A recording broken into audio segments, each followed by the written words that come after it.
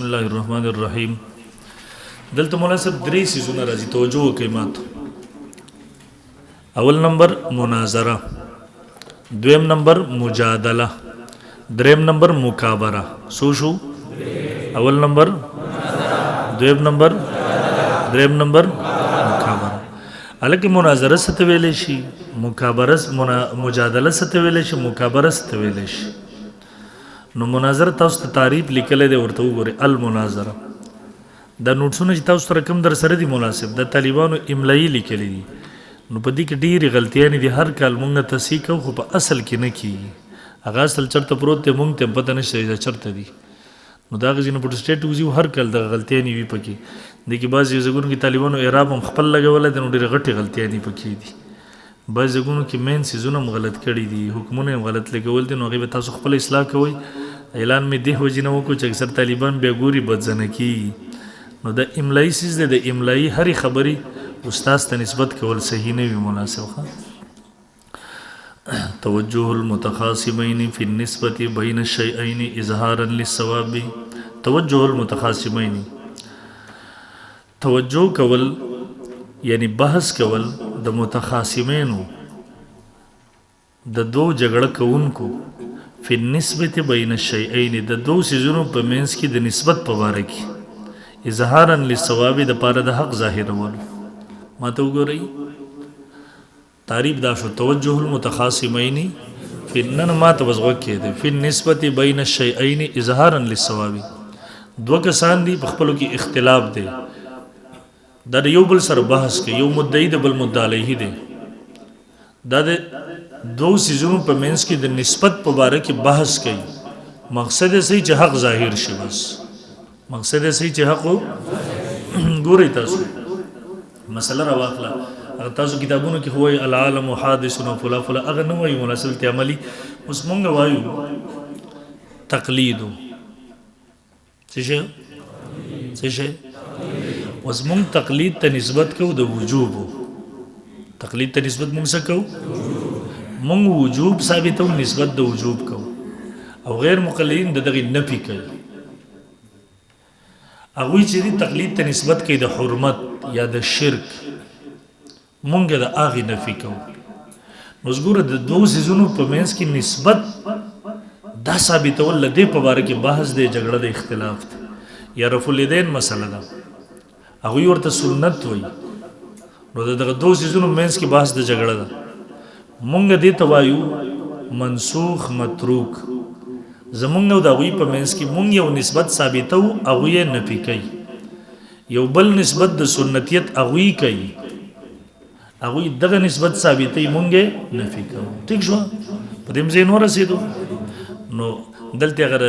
ټوپک او د لوړ او د سوک او د سپېړې جګړه نه ده مراد، علمي جګړه مراد ته مناسب. ټیک شوه؟ توجه کول متخاصمینو د دو سیزونو په منځ کې نسبت مبارک اظهارا للصواب د پاره د حق د ظاهرولو. دلته به یو خبره اعتراض جواب ووایو، توجه وکړئ ما ته مناسب. الوغي با سره رسته وایو. ګوره دلته مونږ اظهارا للصواب، حق ظاهرول. مناظرې مقصد صحیح حق. دلته ډېر ملګري دغه سی ما مخکې ویل الناس اعداء لما جهلوا. په مونږ باندې په مناظره باندې اعتراضات کې نن سبا د ټولو اعتراضاتو خلاصه به مونږ په درې خبرو کې راباندې کوو. اول اعتراض په مونږ باندې دا کوي، وایي تاسو چې د مناظره وکړئ څوک یې در سره مني؟ مونږ ورته اکثر یې نه مني. نو یاره چې نه یې مني تاسو یو فضول عبس کار ولې کوئ؟ ټیک شوه؟ تاسو چې مناظره وکړئ څوک یې در سره مني؟ نه چې نه مني، اکثریت نه مني. یاره چې نه مني تاسو د فضول کار ولې کوئ؟ اعتراض پوه شوئ؟ نو مونږ ورته یو جواب د هغې دا دی چې مناظرې تعریف ته لږ ووایه، نو دی به چې نه شي ویلی ته ورته وایه توجه المتخاصمین فی النسبة بین الشیئین اظهارا للصواب. د مناظرې مقصد حق ظاهرول دي. د مناظرې مقصد حق په چا باندې منل نه دي.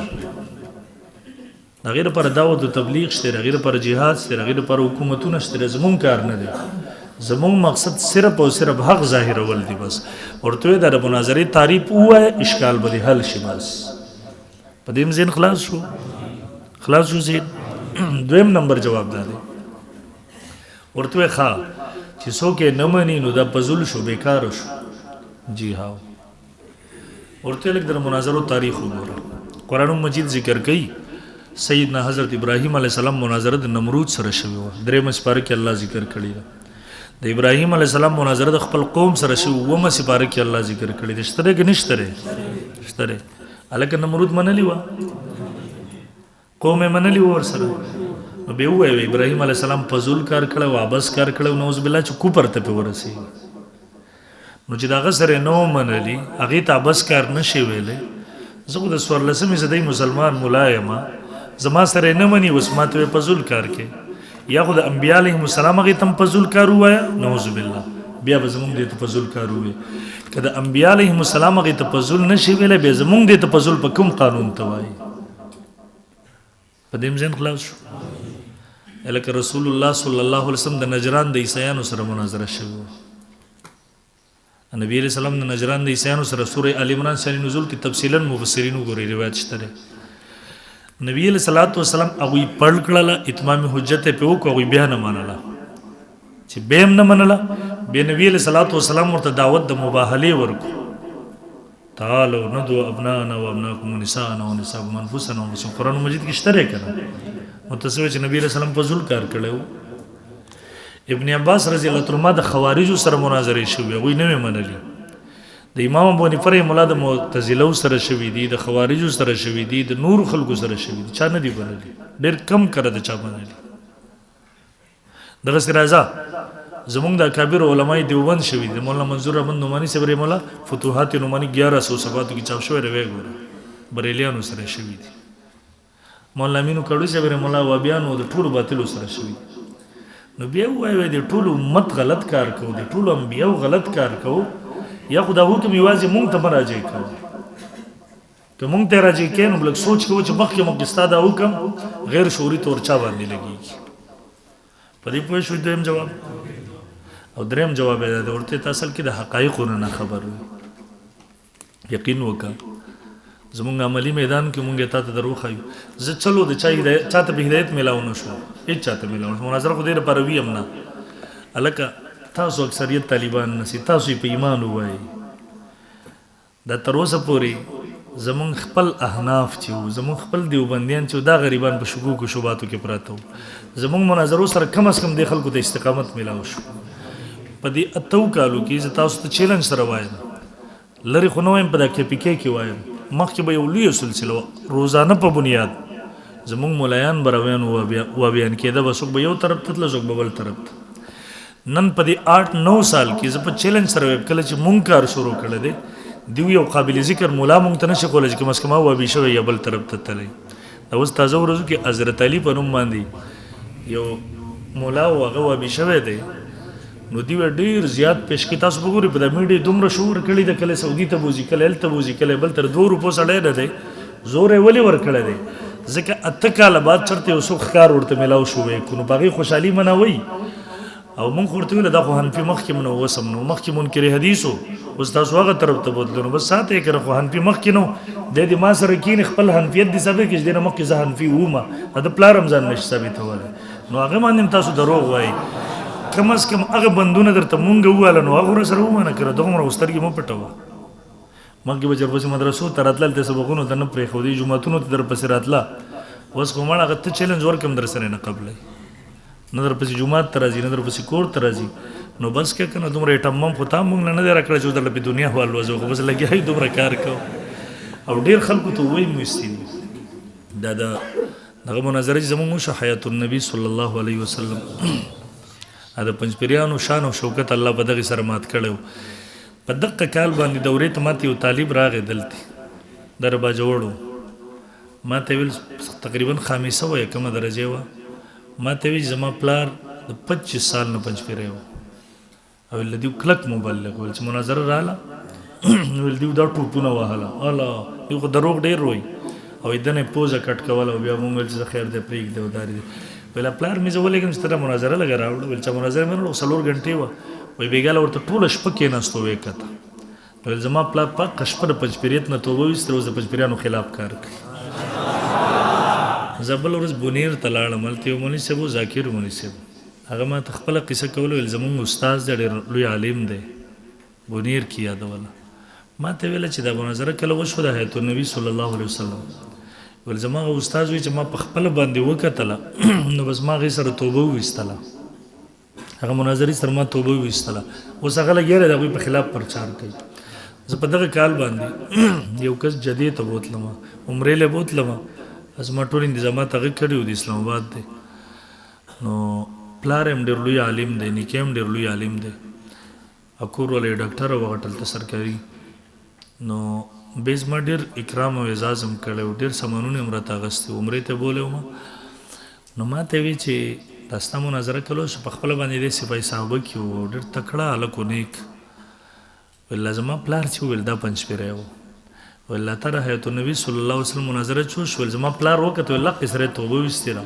ویل زما تا سره غیبي عقیدت جوړ شوی دی ویل ځکه مې ته عمرې له راوستې زموږ انتظامات مې درته وکړله دغسې یقینا دومره زیاتې کارګزارۍ نه چې تا ته واورم ته به ورته حیران شې ملایانو پکې توبې ویستې دي مدرسینو پکې ویستې دي طالبانو پکې ویستې دي اوس د هغوی طالبان مونږ ته روان دي الحمدلله زموږ طالبان نه ورځي د دې دغسې مدرسې وي 400 طالبانو پکې نن په هغه مدرسې کې 10 طالبانو نه زیاتې څوک نشته دی نو دا خو دغسې هوایي په دم خو نه وي شوي نه په دوا سره صرف چې دې لپاره خو دغه محنتونه شوي وو که نه نو بس که دغومره مناظرې دغومره سرحد پوره دي که نه نور ته څه شی غواړئ نور هر څه خو به ګوره په دنیا کې چې دی باطل ختمیږي نه لیظهره علی الدین کلې قرآن اصول دا بیانوي باطل به مغلوب وي حق به غالب وي که کله مونږ کار کوو دنیا کې د باطل لپاره ختمېدل نشته دی مغلوبه کېدل دي نو بس هم مغلوبه دي که نه نور څه شی غواړئ په دې درې جواباتو پوه شوئ تاسو څه وایم سبا به اورو به انشاءالله دغسې به نه وي چې سر به وایو دویم اعتراض دی دا کوي و یاره دې مناظرو کې څه فایده نشته لکه ولې وایي نقصان دی پکې هلکه څه نقصان دی پکې وایي نقصان پکې دا دی چې وایي د دې نه شر خورېږي فساد خورېږي مونږ وایو نه دا خبره هم دی غلطه ده د مناظرو په ذریعې سره شر او فساد ختمیږي او چې کوم اصولي مناظرې وي تاسو ګورئ مخکې خلکو د مناظرو تصور دا ورکوو چې چېرته به مناظرو د یو بل کورونه به یې سوځوله یو بل به په ټوپکو ویشتله دا یقینا فساد خو دغه مناظره نه وه مناظره فساد کې فرق وکړه زمونږ چې کله مناظره وي زمونږ اصول دا وي مونږ کله دغسې مناظرې نه کوو زمونږ د مناظرو اصول دا وي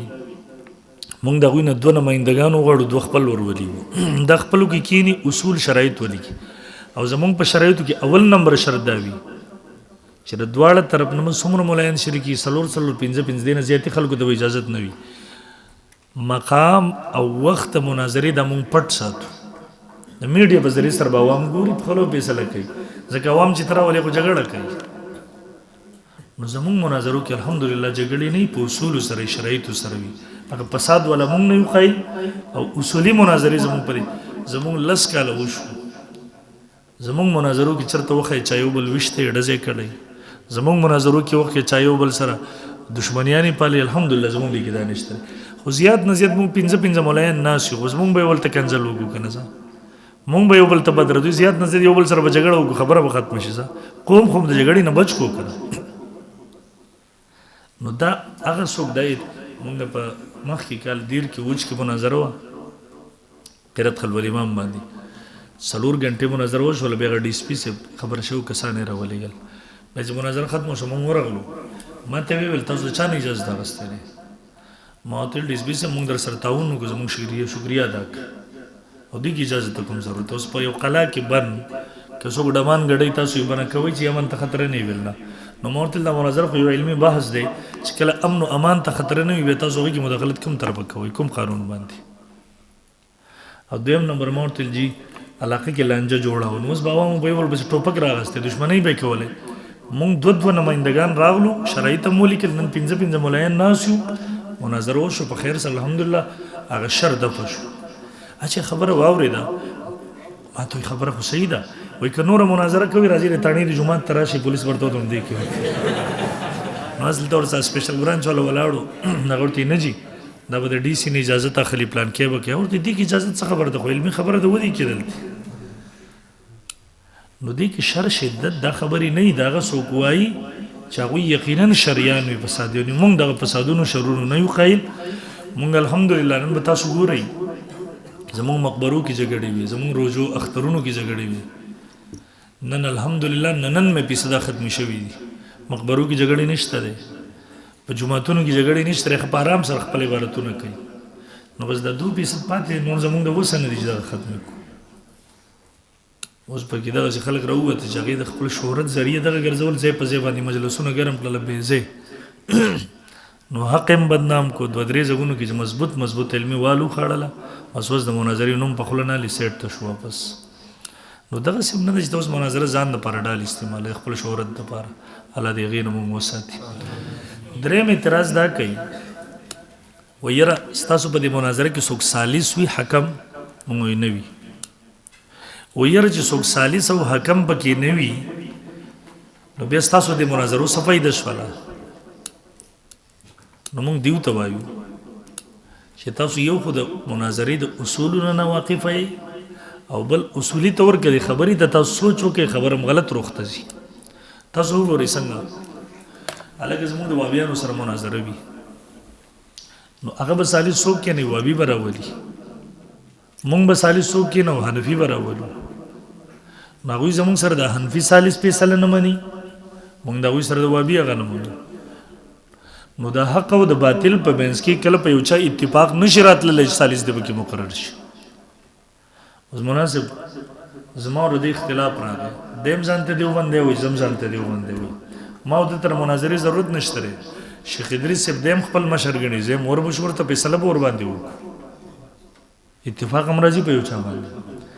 خو چې کله زما د یو باطل سره مسله راشي نو په حکم باندې اتفاق نه راځي اوس به حکم څوک جوړو په دې کې او دویم نمبر تاسو ګورئ د ابراهیم علیه السلام مناظره شوې د نمرود سره سالس پکې وو د خپل قوم سره مناظره شوې د سالس پکې وو د موسی علیه السلام د فرعون سره مناظره شوې د سالس پکې وو د رسول الله صلی الله علیه وسلم د نجران د عیسایانو سره مناظره شوې د سالس پکې وو د ابن عباس رضی الله عنه د خوارجو سره مناظره شوې د سالسان پکې وو زمونږ د اکابرو مناظره شوې دي ما ته یو کې سالس راوخایه نو په دې ټولو کې سالس نه هغې ته صحیح وي او زمونږ دې ته غلطه وي دا ولې دا په کوم قانون سره خبره باندې پوه شوې دوه جوابات ذهن کې م راغله نو په مناظرې باندې دا قسمه اعتراضات چې دا ټول هسې په ذل خود ساخترې خلکو جوړ کړي وي او دا حیثیت نه ښه راځي مناسب د مناظرې تعریف هم زده کو مناسب چا ذهن کې څه اشکال راځي بیا په اخره کې مونږ انشاءالله چټ په ذریعې سره به لیکئ بیا به رالیږي بیا به وایو اخره کې انشاءالله وسنه توجه المتخاصمین فی النسبة بین شیئین اظهارا للصواب المجادله مجادله استوي مناسب توجه المتخاصمين في النسبة بين الشيئين لا لإظهار الصواب بل لإلزام الخصم توجه کول د دو جګړه کوونکو د دو سيزونو په منځ کې د نسبت په باره کې لا لإظهار الصواب نه د پاره د اظهار د حق بل لإلزام الخصم بلکې د خصم د مخالف د خاموش کولو لپاره ګورئ ماته فرق څه شو خبر یو ده خو په مخ کې مقصود د حق اظهار په مخ کې مقصود څه په دې کې مقصود د حق اظهار نه دی په دې کې مقصود د خصم خاموش کول دی بس زماره د سره باز دی زمونه نظر نه کوم مجادله کوم زردن د څه تاسو شروع کوم چې بس زما مقصد دی دې لا جواب کوم بس نو دې ته ویل کېږي مجادله دریم نمبر المکابره توجه المتخاصمین فی النسبة بین الشیئین لا لإظهار الصواب ولا لإلزام الخصم نه د پاره د اظهار د حق او نه د پاره د الزام د خصم الکه مقصد پدې کې دام نه ز حق ظاهر کما او مقصد پدې کې دام نه ز خصم خاموش کما لکه سم مقصد بحث برای بس مړه چې خلکو ته پته وي زم سم مولای مسره زی مقصد صرف دی ایو مولاو هغه دې بدیهیاتو نه انکار وکړو مناظرې چیلنج په ورکو نو ټول د علاقې مولایانو پسې دنیا گاڑی رګړ کړو کتابونه پسې راوړل به مناظرې پر چل تراغه ناغور تل ماتم پتر چې داسې حرام دی خدای ما د قصر ډیره پر کوله چې ګور تاسو د ټول د علاقې مدرسو نه پرې وزره جامع ازهر فاضلی نو کوم اس کې مونږ تاسو کې دا پر غوښ کې نه زره جامع ازهر فاضلی نو بعضې بحثونه د دې لپاره کېږي نو ګورئ 3 څیزونه شو اول نمبر مناظره دویم نمبر دریم نمبر توجه وکړئ هلکه د مناظرې حکم څه دی نو حکم مناسب بدلیږي د حالاتو سره کله کله به دغسې وي چې که ته مناظرې ته نه راځي هلته خلک مرتد کېږي کافران کېږي ګمراه کېږي او یو عالم شته دی چې خبره وکړي په دې وخت کې د ده لپاره خاموشي حرامه ده په ده باندې مناظره کول فرض دی په دې وخت کې هغه حالاتو ته کتی شي نو د هغې مطابق بیا حکم لګېدی شي د دې وجې نه علامه شامي رحم الله لیکلی دي وایي مناظره کول د حق د نصرت دپاره عبادت المناظرة لنصرة الحق عبادت د حق د مدد دپاره مناظره کول د حق د تایید دپاره مناظره کول دا عبادت دی اوس دغه عبادت مختلفې درجې کله فرضیات کله وجوب کله سنتیت کله استحباب کله حرمت هغه د حالاتو په مناسبت سره بیا حکم لګېدی شي ټیک شوه دویم نمبر مجادله ده مجادله څه حکم لري نو مجادله مناسب دا بغیر د ضرورت نه ناجایز ده او په وخت د ضرورت جایز دی اوس یو دغسې کس دی چې د هغوی له طرف نه راغلی دی هغه زدي دی امی دی ما یو نه تپوس وکړو ول قضا عمري په شامي کې هم لیکلی دی وبریلی و بیخي جاهل و سرته خلاصه مو نیم نه وویلي ما تپوس وکړو ما ورته ویل د شامي په کومه ژبه کې ویل پارسۍ کې دی ما ورته ویل دا څومره کتاب دی ما ته ویل چې دغومره کتاب به وي نو ما ورته خدای دې غر کې تا کتاب نه دی لیکلی دی ورته لګیایي زه چې بیا مدرسې ته راغلم بل ځای کې وم زه یو بوډۍ مور یې وه هغې له یې زاړه زاړه د پارسي اشعارو کتابونه ورکړي وو وړوکي وړوکي هغې ما پسې راوړه ما ته وویل زما بچي سره وایي دا پخواني کتابونه دي نو ما خو ویل چې اوس دا په خبره نه پوهېږي زموږ لایبرري کې هغه کې اور لګېدلی و د سبا روډ باندې ونیسه کتابونه څه وو ډېر زاړه شوي وو غوړ غوړ کتابونه ما د طالبانو راوړل هغې یې راډکې کړې ما ورته ویل ابۍ دې ته وګوره موږ سره هم دا زاړه زاړه دي نو دې خو وړوکي وړوکي راوړې زموږ سره غټ غټ کتابونه چې ویې کته خپل بچی یې ده وایي خدای دې دا ځواني مرګ کې وي موږ سره هم دا غټ غټ خو خرڅ کړي دي نو کله کله به دغسې جاهلانو دې وجې نه ده اوس چې کومه ناره لګېږي که نه مخکې به د سیپیانو سره زموږ مناظرې وي او دوی خو به اول ځان ته دیوبندیان ویله کله چې موږ میدان ته راغلو نو دیوبند لیبل یې ځان نه ختم کړو بیا به ویل موږ نه دیوبندیان یو نه بریلیان یو نو موږ سره چې به بحث و ویل 200 کاله مخکیني کتابونه به پیش کوي اوسني به نه پیش کوي مقصد به دیوبندیت د منځ نه ویستلو او افسوس دا دی دې وخت کې هم ډېر خلک دي د دیوبندیت په نوم باندې د هغوی مدرسې چلېږي د دیوبندیت په نوم یې خلک جلسو ته راغواړي د دیوبندیت په نوم باندې کاروبارونه روان دي اوس هغوی هم موږ سره او یاره د ماتوریدیانو کتابونه به پیش کوو دیوبندیان به نه پیش کوو احناف به پیش کوو دیوبندیان به نه په خپل ځای به راشي انشاءالله نو ما ورته ویل چې دیوبندیت ته اوسې کې ستا پلار هم حنفیت نه شي ثابتولی ماتوریدیت حنفیت ته څه ته ویله کېږي دیوبندیت د دې ټولو مجموعه ده او دیوبندیت د دې ټولو د اهلسنت والجماعت د قید و نظریاتو هغه تشریح او تعبیر امت ته پیش کړی چې کوم د هر قسمه ضلالت نه پاک دی اوس ته دومره لوی سړی راغلی چې دیوبندیت در منځ نه وباسي خپل تحقیقات پرې راپاسه کوي 2 ټکو باندې نه پوهېږي یوه صفحه نه شي کولی په یوه صفحه باندې 4 مذهبونه لیکلي بس دا یې لیکلی دا یې لیکلی دا درته پته نه شي چې په دې کې حق مذهب څه دی دغومره د غلط او صحیح په منځ کې تمیز نه شي کولی او دیوبندیت ته تا خواکې ته دیوبندیت دي کې غلط شوي دي الله تعالی دې معافي وکړي اوس دغه مونږ ته دیوبندیت د منځ نه به وباسو مخکې بس نو دا هغه نوې فتنه ده خو انشاءالله